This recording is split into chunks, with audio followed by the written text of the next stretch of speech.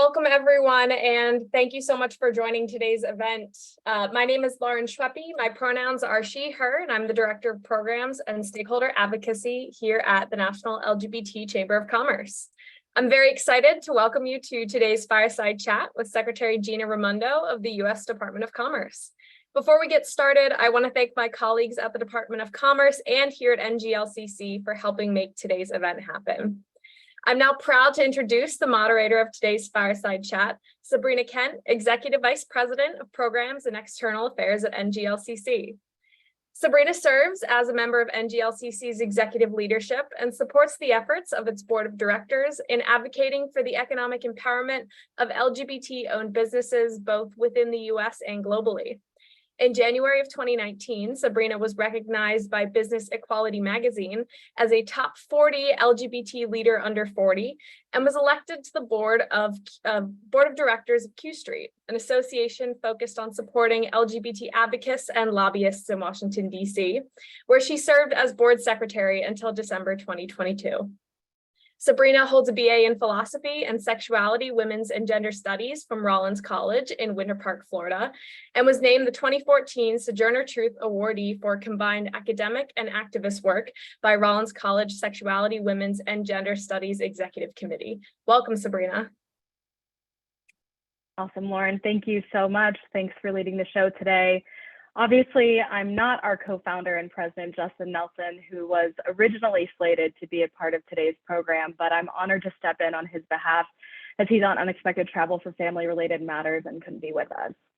So with that, please join me in welcoming the Honorable Gina M. Raimondo, the 40th U.S. Secretary of Commerce. As the first woman governor of Rhode Island and now a dedicated advocate for economic growth, the Secretary brings a wealth of experience to her role. From her upbringing in a tight-knit Italian-American family to her academic achievements at Harvard and Oxford University, she has consistently demonstrated a commitment to hard work and equal opportunity. With a proven track record of revitalizing economies and prioritizing investments in infrastructure and job training, her leadership is poised to empower entrepreneurs and drive American business forward. Welcome, Madam Secretary.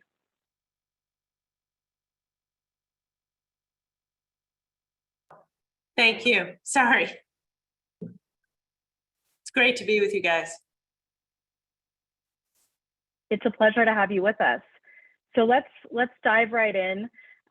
We know that it's a challenging time for businesses across the U.S. and obviously our LGBTQ-owned businesses are dealing with their own barriers. And so I guess the first question here is, what steps can the Department of Commerce take to better understand and address the unique challenges faced by the LGBTQ-owned business community? Yeah. Well, first of all, again, thanks for having me, and it's good to be with you. And I know we tried to get this done in June, but in a way it's maybe better that we're doing it in July as a testament to the fact that we have to do this work every month of the year, all year round. So thanks for having me. I did want to take a second at the top just to acknowledge last week's Supreme Court decision in the 303 creative case, simply to say that it is, disappointing to say the least. We don't agree with it. The administration, and it's not going to change what we do. The administration, including myself and the Commerce Department, remains completely committed to fostering an inclusive environment here at the Department of Commerce. And as I often say, diversity is America's greatest strength. I really, really believe that. I spend a lot of my time thinking about China and how to outcompete China. And, other countries have more of a homogeneity of thought, and we don't. We shouldn't. But to fully have the most creativity and productivity, everybody has to have an opportunity to participate equally. And so with the Commerce Department, we're focused on equity in all the work that we do, partially because it's the right thing to do. That's why we think last week's decision was wrongheaded, but also because it's good for business. It's good for business, it's good for US competitiveness, it's good for our productivity. And so to answer your specific question, there are, first of all, every small business is tough sledding right now. for so many reasons. Tight labor market, inflation still a reality, hard to hire people, rent is through the roof. It's a hard time, supply chain disruption. So I want to acknowledge that. And then on top of that, LGBTQ owned businesses have like even more of a hurdle. So what I want you to know is that we at Commerce are committed to doing the research and analysis to show what those additional hurdles are, having dialogues like this, hearing from you, right? Like you got to let us know what are the extra hurdles you're facing so that we can do more to help get rid of those hurdles. I suppose the only other thing I would say is we do so much at the Commerce Department. Thank you for your letter around tech hubs.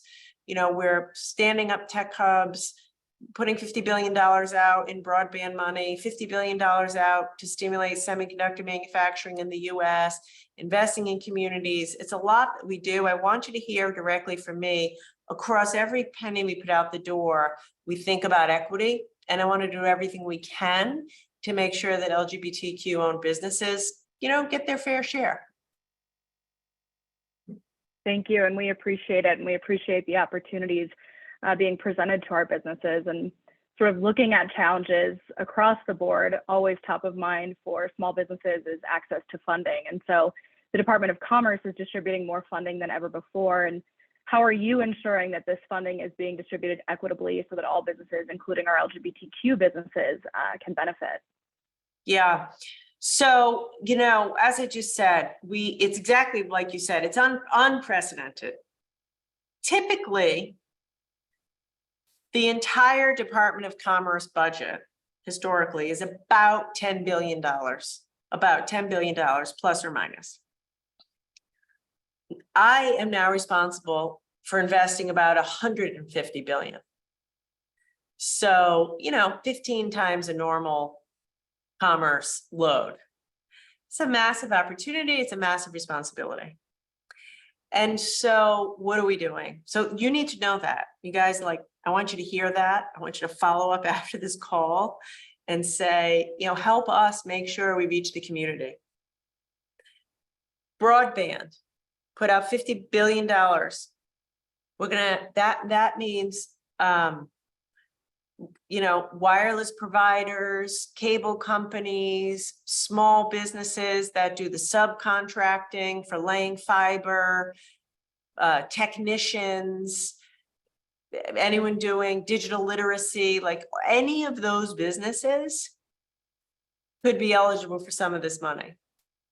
By the way, the whole purpose is to be connected. So if you think members of your community who live in places are disproportionately left out, we need to know that too. Tech hubs, great example, putting money out the door to create ecosystems of tech businesses in certain places around the country. So if you're an LGBTQ entrepreneur, a tech entrepreneur, provide tech services, job training in tech, you know, these are opportunities that we're trying. That's why I'm doing this meeting. You know, I do tons of meetings like this, like get the word out. I have an outreach team obsessed with reaching out to make sure that people know it's available. This is a criteria. Here's how you could benefit, you know, please apply. That's excellent. And we're committed to being your partner in that journey as well. And for the business owners on the line and the entrepreneurs on the line, what can they be doing to take full advantage of the resources that the department has to offer? And what information does the department need to better help our LGBTQ owned businesses? That's a really good question. So one thing about the Commerce Department, in addition to the fact that we now have a massive amount of money, we cover a lot of territory. So we run the US Patent and Trademark Office. So for example, if any of your members need help with IP protection, you know, coming up with an IP strategy, if it's a small business, filing trademarks, filing for patents, you know, we should know about that. Every year, USPTO host a proud innovation event to showcase LGBTQ innovators and entrepreneurs and highlights the PTO resources available to them to help with that. So that's one example. We run the Census Bureau here at the Commerce Department. You may or may not have known that. So we are working overtime to make sure that the community is fully represented in our surveys and that we ask questions in a way that we get good data. So if you have any, way that you want to give us input on our business surveys, which we do every year, or the, census, and which we'll do again in 2030, let us know. We're constantly trying to ask the right questions. We just want information about how people live and work in America. I've launched something called the Council for Inclusive Innovation, where we're working across government and the private sector to think about innovation, creativity, and entrepreneurship with a special focus on historically overlooked communities like the LGBTQ community. So, as you're doing work with your entrepreneurs, just let us know, in what sectors, what stage of growth of these companies at, what do they need the most help with, so that we can tailor our offerings. And then for our part, we just need to continuously do outreach. Just say, like, remember the Department of Commerce, remember how broad our reach is. Excellent. And I think that's a great segue, talking about the council, and outside of or including the council, how does the department work within the private sector? Maybe you can expand a little bit more on the council to foster a more inclusive business ecosystem for all diverse entrepreneurs, but particularly LGBTQ entrepreneurs. I would say a few things. So the thing about it, which I tell my team always, it's you need to take an equity lens to every single thing you do. Right? There's no one program. We don't have a particular LGBTQ, business initiative. We want equity to be top of mind when we're administering every single thing that we do. So, and a lot of that comes from me, setting the tone at the top. I was the one who raised the pride flag at the ceremony outside the Commerce headquarters last month, which we did last year. It's a new tradition. We started it, and I'm proud to have done that. Just yesterday, randomly as it happens, so I bring it up, I convened a group of LGBTQ employees of mine to talk about this very issue. How do we improve inclusivity at Commerce if you're an employee here? But also, what can we do more to reach the community? We have an amazing department-wide employee resource group, Commerce Pride, which offers support to our own employees. And I think it's important because the reason I'm saying all this is, like, the more you do this stuff internally at the department, and the more that it's led by the top, then the more these issues are on everybody's mind when they do their work. So some of it is outreach. So we reach the community. So when we're doing our work, your members know it. But honestly, some of it is just what I do internally to raise the consciousness so that when we do our work, we take an equity lens to it. Excellent. And obviously, we're very proud to have an NGLCC alumni in Jonathan Lovitz working at Commerce.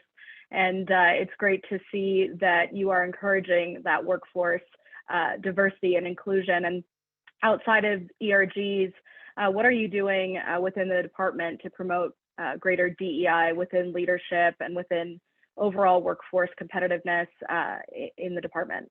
Yeah, by the way, I mentioned I had this little meeting yesterday, and Jonathan was the moderator. So we love having him, and he is so energetic, which I absolutely love about him. So last year, the department did something it's never done before. We released our first ever DEI and accessibility strategic plan. And we had a process leading up to that where we could get lots of input, which was excellent, actually. Lots of key stakeholders participated, including in the LGBTQ community. And so what we're doing now is implementing that plan and, making changes as necessary. So we're ensuring that our LGBTQ employees and their eligible dependents have equitable access to support services and benefits. We're establishing guidance regarding the incorporation of gender-neutral language in our agency policies, in our procedures, updating our websites, documents, in our applications. When we put a grant application out, working on the language. Facilities, making sure we have an app. This is a giant building I work in. You can't see it from where you are, but it's also old. So making sure we have enough unisex bathrooms, throughout the building, which we don't really now. So anyway, it's talking about it, creating a culture of inclusivity, giving people time to participate in these activities, learning, educating, networking, advocating.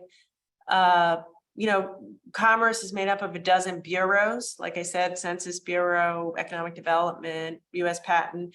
Many of those bureaus have their own employee resource groups as well. And we want to encourage people to, like I say, get credit for the time they spend working in the ERGs. So anyway, it's a process. It's a process. We're really not where we need to be, but I will say we're a lot better than where we were when I started, and I'm proud of that progress. Well, change is absolutely not overnight, and on behalf of all of us at NGLCC, I know we really appreciate your commitment to uplifting our LGBTQ-owned businesses and the broader diverse community. And I want to, as we're closing out here, ask you are there any final thoughts that you want to leave the LGBTQ business owners on the line with? I guess my final thought is it's nice to meet you. I hope you feel that the Commerce Department is here for you and accessible to you. I used to run a small business myself. I was an entrepreneur before I got into public service. I was an entrepreneur, then I was a governor, now I'm here. So I definitely have a sense of, how hard it can be to run a business. And I think you're better at what you do because you bring something special and different to what you do, but it's hard. So I want you to really know that we're here to help you and your small businesses access to capital, like everything I've already talked about. And I want you to know we have an enormous amount of money we're giving away now, thanks to President Biden's leadership in Congress. So if you're not currently familiar with some of the programs I said, get familiar so you can take advantage of it. I suppose the last thing I would say,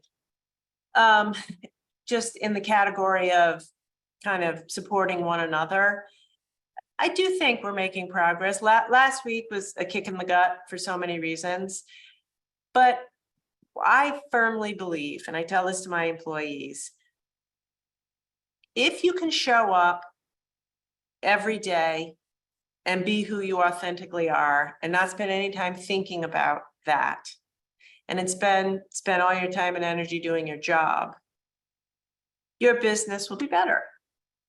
So try to set that tone in what you do. That's what I'm trying to do here. And, we all just have to not get frustrated when that's harder than we wish that it was. But know that, at least in this administration, you have a group of people, myself included, that think that equity is good for business, diversity enhances competitiveness, and, we just want to continue to work together. Well, thank you, Madam Secretary. We certainly share those values and appreciate you taking the time to share your resources and the different opportunities available to our businesses. For those of you that are on the line, if you have any questions, you can email us at info@nglcc.org.